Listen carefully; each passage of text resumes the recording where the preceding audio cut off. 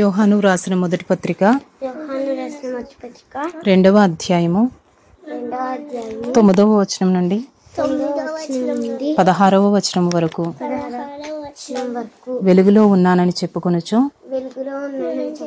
తన సహోదరుని ద్వేషించువాడు ఎప్పటి వరకును చీకటిలోనే ఉన్నాడు.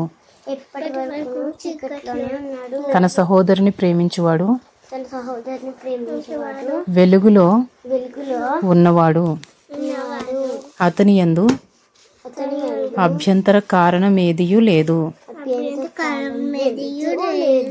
సహోదరుని ద్వేషించువాడు చీకటిలో ఉండి చీకటిలో నడుచుచున్నాడు. చీకటి అతని కన్నులకు గ్రుడ్డితనము కలుగజేసను గనుక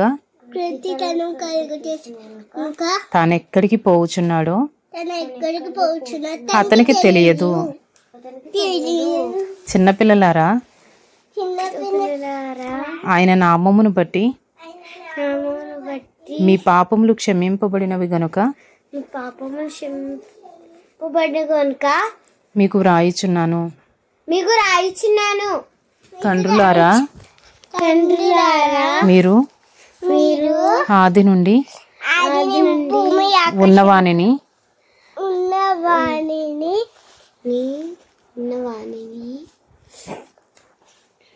ఎరిగి ఉన్నారు గనుక మీకు రాయిచున్నాను.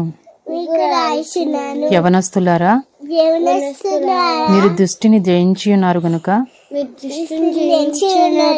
మీకు వ్రాయిచున్నాను.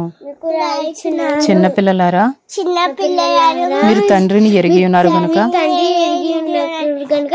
మీకు వ్రాయిచున్నాను. తండ్రులారా, మీరు ఆది నుండి ఉన్నవానిని ఎరిగి ఉన్నారు గనుక మీకు వ్రాయిచున్నాను. యవనస్తులారా, మీరు బలవంతులు,